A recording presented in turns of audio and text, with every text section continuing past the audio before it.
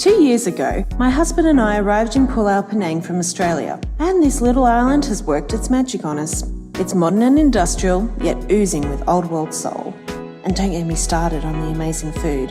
My name is Jane, and this is my Penang.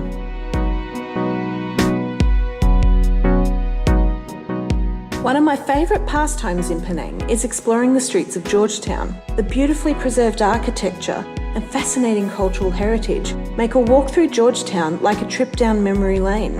I'm glad the heart of Georgetown has been preserved as a UNESCO World Heritage Site, as it means people are making an effort to preserve the lovely colonial buildings. I love wandering down such famous Penang streets as Armenian Street, Campbell Street and Chulia Street, visiting the ornate clan houses and temples, rummaging through a quirky little shop or grabbing a bite to eat at a Kopitiam cafe. Little India is another great place to explore, with the scent of spices in the air, colourful saris in the shop windows and the loud Bollywood music.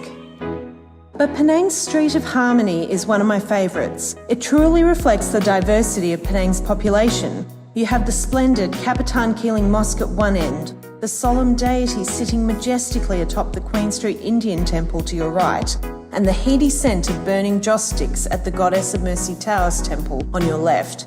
Then there's the stately St George's Church at the end of the street. Mosques, temples, churches, all sitting side by side in the same way Penang's Chinese, Malay, Baba Nonya and Indian populations all live side by side. Colonial Penang was very cosmopolitan, so there are British and European influences as well. As an Australian, I'm part of the steadily growing expatriate population. So many people from around the world are choosing Penang as their second home. No matter what your background, the thing which unites all Penangites is a love of food.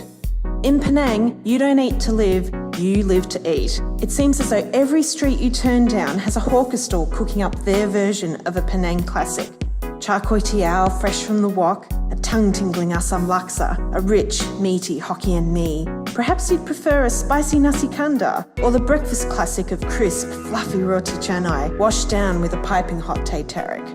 Each storeholder will tell you that their dish is world famous, and there's a healthy, passionate competition among hawkers striving to be the best.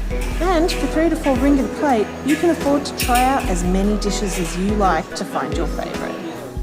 Sitting under the shade of a roadside stall with a plate of mouth-watering food and a cooling coconut drink. Sweat trickling down your back and a hint of sea breeze wafting in the pleasant winds. There's truly no better way to savour Penang, the Pearl of the Orient.